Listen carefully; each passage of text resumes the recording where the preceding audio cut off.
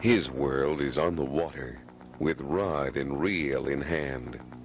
His world is in the wilderness, to the far ends of the earth, seeking adventure and bringing it to you in the outdoor world of Castaway Kulis. Joe Castaway Kulis, a world-class outdoorsman, will take you from Africa to the Arctic, into the world of fishing, hunting, travel, and excitement.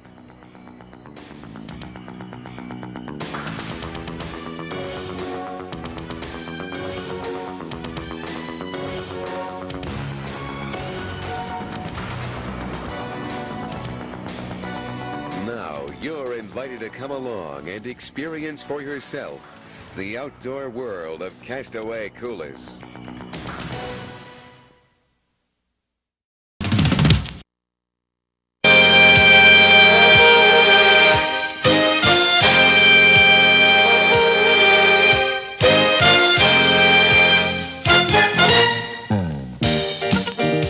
We're going to visit the coastal waters of the United States and show you the variety of saltwater fishing that it holds. We're going to show you how to rig baits for the different species and how to go about catching the different variety of species that the United States has. We'll be live bait fishing for tarpon, fishing in the flats with spinning gear for redfish and weakfish, and then do some offshore trolling for white marlin, for wahoo, barracuda, even get into some shark fishing. Show you how to rig for them and how to fish for them. And we'll start off with rigging baits for some deep sea fishing and offshore for barracuda and some of the offshore fish. Three different types of billfish we might see here: blue marlin, white marlin, and sailfish. Mostly sailfish we'll see here. We do see a billfish. There's kingfish, wahoos, dolphins, barracudas, several different types of tunas, bonitas, blackfins, skipjacks, occasionally yellowfins. We had quite a variety, and you never know what you're going to catch. That's right. It could be anything. Most of these baits that we have out will catch most of these species. None of them are really directed towards one of them. They're all pretty much universal baits that we have out. I'd like to take a moment now to explain how we rig some of these baits. We're starting out with a plain strip bait. And a strip bait is really a piece of tissue or flesh cut from the belly of normally a tuna or bonita. We're using a strong hook that has a small wire at the very front of the hook. And that hook is there so that, or that wire is there so that it'll hold the front of the bait onto the hook. Otherwise, if that little piece of tissue would be sticking away from the hook, your bait will twist and turn. And it's very important to make sure that the lures are going through the water as a natural bait. What we're trying to reproduce here is a flying fish, something that is constantly jumping out of the water. And it has to be a smooth action of that lure or bait coming in and out of the water itself. The bait is rigged and has a small attractor, a color attractor put at the front of the bait. Another very popular bait is the rigged ballyhoo. This particular rig has a sinker attached to the head to keep the bait below the surface and not to let the bait skip on the surface as the previous bait did. It is very important in rigging a ballyhoo to make sure that it is rigged correctly so it will not twist and spin but will swim through the water as a natural bait. To start with, you want to measure where your hook will sit in the body of the fish. Mark that with your finger, and then just take the barb of the hook and just make a little hole so that when you do fish the hook through, it'll come out at that point. You start right in the bottom part, just underneath the eye, in the gills, and fish it back along that hook, coming along until you find the little hole that you made. By then bringing the barb through, you now have the hook in a natural position that won't twist the body or contort it at all, so it'll swim the right way. There's a small copper wire attached to the eye of the hook. You take the end of this wire and actually put it through both the lower and the upper jaw of the ballyhoo. It is then a terminal point from which you can take the rest of the wire and wrap it around it, holding it on the bill of the ballyhoo itself, making it a complete unit and a smooth torpedo-looking shape that will not allow it to twist or turn in the water. You then break off the bill of the ballyhoo, and you now have a bait that is streamlined, will run smoothly through the water. It's also good to not only use attractors on the ballyhoo, but also on the strip bait. There's a sea turtle out there. About 100 pounds. Look at him. Oh, there he goes down. Look at him swimming down. Okay, like the sailfish, when they come up, most of the time they will not come up and eat. Sometimes they will come up and hook themselves. Like that. I think it's grass. And what they do is when they feed, they'll come up and they'll use their bill to knock the bait down. And they usually try to stun the bait before they turn around and eat it. So most of the time when they come out, it'll pop out of the clip like that. And the fish will be up there behind the bait swatting at it with his bill. He hasn't taken it yet. He hasn't taken it. It's easy to... You'll see him come up there and you'll see part of his dorsal and you'll see his bill coming up out of the water slashing at the bait. Most of the time what we do is the fish, the line pops out of the clips. We have all of our lines are in clips. Why are even the flat lines in clips? Well, that's so that the baits stay down in the water. Our flat lines are usually swimming baits. And it also keeps the line separated. It also tells us if there's a fish there if we're not paying attention. Okay. So when the fish comes up, starts swatting at the bait, most of the time we'll get the bait up in the air. Get the bait up on the surface and you'll see the fish behind the bait there. And when you finally feel him, you'll see the bait up there skipping and you'll see the fish trying to come up on the bait. First he'll be swatting at it and then you'll see him come up and eat it. And as soon as he does, you point the rod tip directly at the fish and you let him eat it. Give him one. This is called dropping back to the fish. Drop back straight with the rod tip pointed straight at him so that you can feel the line better than if the line's up in the air and your rod is like this. This way you're in direct contact with the bait and the fish. The line is pointed right at it. Fish behind the right rigger! Fish behind the right rigger! Drop it back to it! Drop it to it! He's taking it! Hit it! Hit it! There he is! Nice wahoo! All right, a wahoo! Woo! Okay! Woohoo! Oh! All right. Boy, that was fun. Just came up watching it, huh? See you later. Staying down. I see that fish and it's right here. Staying down. Now you'll see him here. Boy, he's staying deep. Yeah. Walk right through here. There he is. Yeah. I can't. Stuck. What is it? Take it right there. Go bring this left on here. Yeah. Here. Look at him light up. Look at him light up.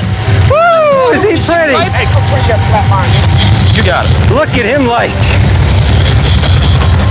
Okay, Joe, back up. I'm working on it. I'm working on it. All right. Look at that fish. Woo! Is he pretty? So that's a wahoo. Is he pretty? The billy club is Boy, they're big, aren't they? back in there, I think. Be careful. Get up the box.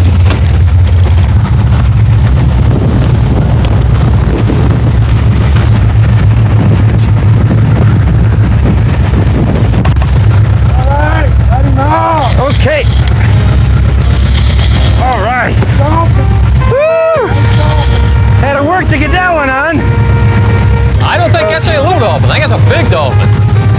Come on in. That's fun when you work him to the bait. You know?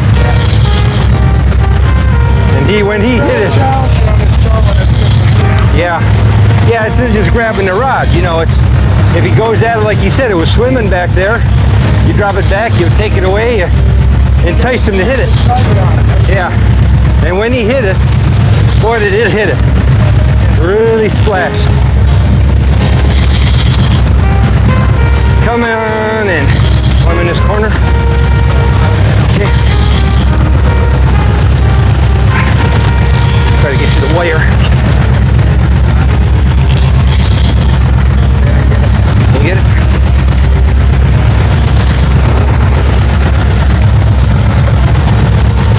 cow. Shut the box. There you go. Woo! Good job. The boss here. Yeah. What are you doing? Caught some grass. We're gonna get a fish in here. It's a good spot, nice weed line, and slick. Come on in. Fishing is good today. A very popular way to fight the smaller fish from 5 to 30 pounds, is to use a fighting belt and don't actually sit down in a chair, but stand up and be able to move around the cockpit. It's important when fighting a fish to never give him any slack. You want to reel down faster than you drop your rod tip. You don't want to just hold the rod and keep reeling. You actually have to pull or lift the fish towards you and reel down onto the fish. What you're doing is picking up slack, and you're pulling to get that slack by using the rod.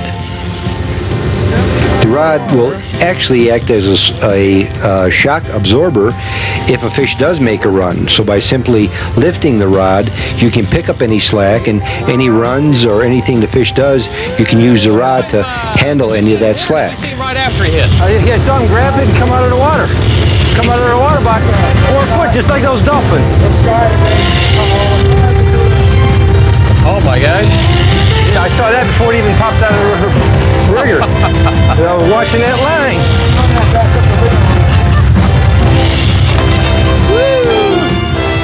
The most critical time when fighting the fish is probably the last 60 seconds, because this is when the fish is near the boat, can make a fast dash, get under the boat, or around another line. So you have to really be ready to react to any situation. Once the mate has the leader in line, you don't want to let the rod down, but be ready in case he makes a move and the mate has to let go of the line. You want to have the line in free spool and hold your hand on it. Kingfish, same family as the wahoo. Yep. I like kingfish baked. They're really good eating. They are fresh. They're fantastic. Really acrobatic too. Boy, he hit that. Boy, he walloped it. I think he was hooked. I think he was hooked.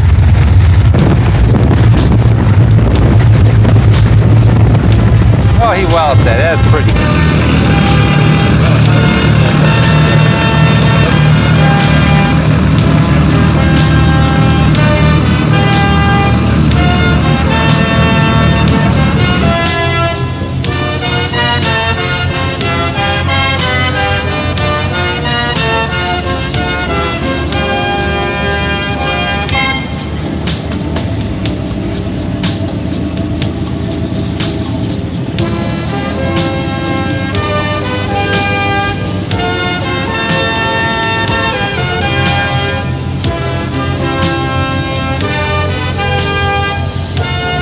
Well, Captain Bill, we couldn't have done much better. We've really got a variety. You want to tell us what species we've got on the wall here?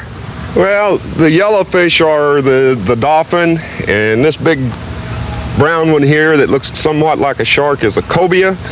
And we have kingfish over here and a bonita. And this one, which looks similar to the kingfish, is a wahoo. The wahoo is probably one of the top game fish that we catch here in Florida. And really one of the good eating ones too, right? Yes, they are. Other than billfish, I think that most people that take charters out would prefer catching a wahoo other than a billfish. Most of the fish look very similar, so we'll go over the different species again and get a closer look at them. First, we have the dolphin, which is a very colorful fish, a lot of yellows and blues in it. We then have the kingfish, which is very silvery and very streamlined and looks very much like the wahoo, which is built on the same lines, but probably a little bit better eating. We then have the bonita, and this was the fish that we cut the belly strips from to make our strip baits. We then have the cobia, which looks very much like a shark. Fishing for tarpon is something that you can do from a relatively small boat. You do not have to travel far. Many areas have bridges that will keep quite a few tarpon because of the bait that is holding in the areas under these bridges. So a small 20, 21 foot boat is really all you need to get to the fishing grounds.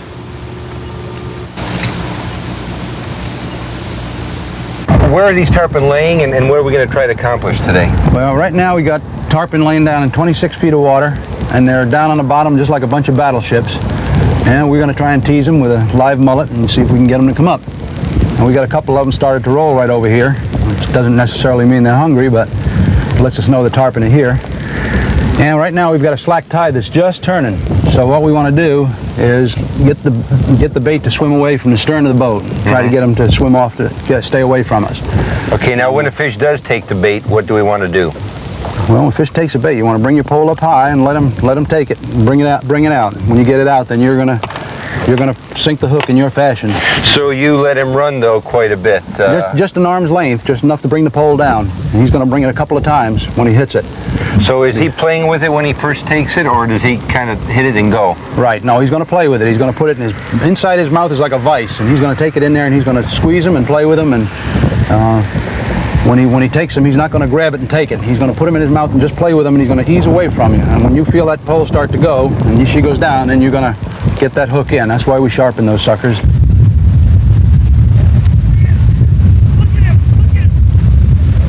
Tarpon spends more time out of the water than in when hooked and is an extremely strong battler. He tries everything in his power to shake the hook and many times is very successful in doing it. You need to be able to maneuver, especially when fishing around pilings or bridges, because a fish inadvertently will always head for the other side, and you have to be able to maneuver through the bridge and keep your line clear of any of the rock piles. They know those rocks are there and they try to get their body around it so the line will set them free. It's important to constantly keep tension on it and be ready for a jump, because if he does jump, you want to lay your tip down and give him that little bit of slack, because if he jumps and your line is tight, the fish will be gone. 1 out of 10 tarpon that take a bait are hooked, but 1 out of the 10 that are hooked are brought to the boat. So as you see here, not everyone is caught. Sharks. Just that word sends chills up one's spine. But it's a fish that is found throughout the coastal waters of the United States. No matter the area, wherever this species is found, the basic techniques are the same. Fishing for shark is really a sitting and waiting game, anchoring in a little channel where the tide is going out and using tuna or barracuda, something to send out a slick out onto the water and the scent that the shark can pick up. Fishing for any kind of fish needs very sharp hooks. It's a good idea to keep a small sharpening stone in the tackle box, constantly checking your hooks to make sure they're sharp. The bait, bonita, is then simply hooked through the heavy tissue, especially through the part that has a heavy skin, to help keep the bait onto the hook. A shark will then take the entire bait and you'll let him run a little bit with it until he can swallow it. Shark can follow a scent from an unbelievably long distance. There he is. The shark is a very strong fish. It is an exciting type of fishing because there's just something mysterious about a shark, the way he is, and it is a dangerous fish. They are extremely strong, and again, by pumping down and working the fish in a nice, smooth, fluid motion, will get the fish in close to the boat and ready to gaff.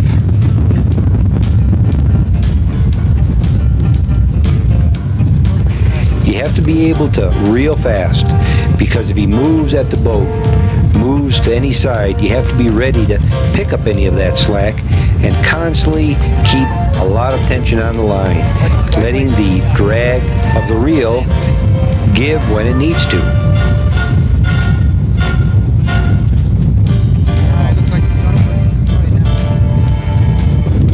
Here we have about a 250-pound nurse shark. Working it slowly close to the boat, just enough so we can get it up near the boat so the mate can cut the line and let the fish go.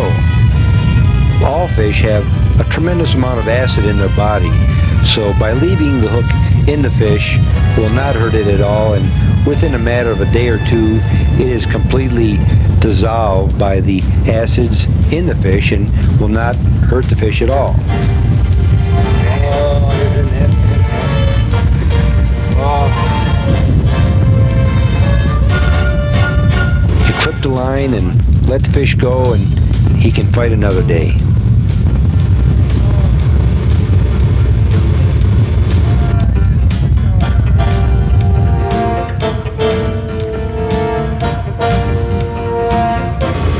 It's important to have plenty of bonita strips cut, so if there are a lot of fish in the water and they do take a bait, you can rig up real quickly and get a bait back into the water. Once you feel the fish take the bait, you want to pick up that slack until the line is tight and then set the hook. Then the fight begins. That's the critical time, making sure that the fish has the bait in his mouth and has made a pretty good run and has the hook well inside its mouth. Because the fish will take the bait and first hold it in his mouth, so you want to make sure that he has a good chance to swallow it. Again, it's critical because the last few seconds trying to gap a fish that's maybe only 150 pounds can be dangerous. Here the gap comes out. But again, by being ready on the rod, have your drag backed off at the very end, so if the fish does make a run, you do not break the line or pull the hook.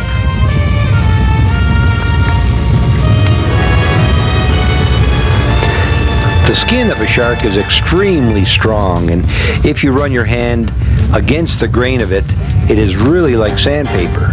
One direction it's smooth, but the opposite direction will really pull all the skin off of your body if it should be hit by the skin. So it's important to stay clear of not only his teeth, but also his tail or any part of the body that can actually hurt you.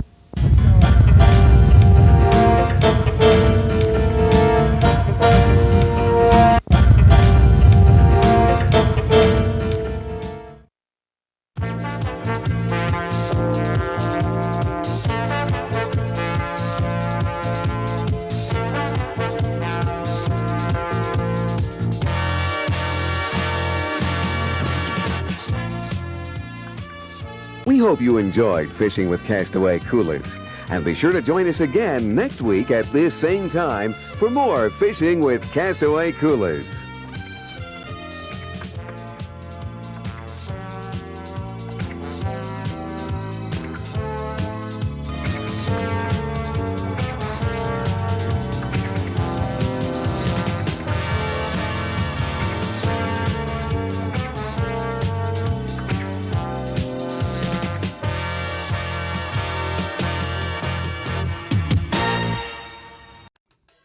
For more information on the things we talk about, make sure to check out the website, www.castaway.com.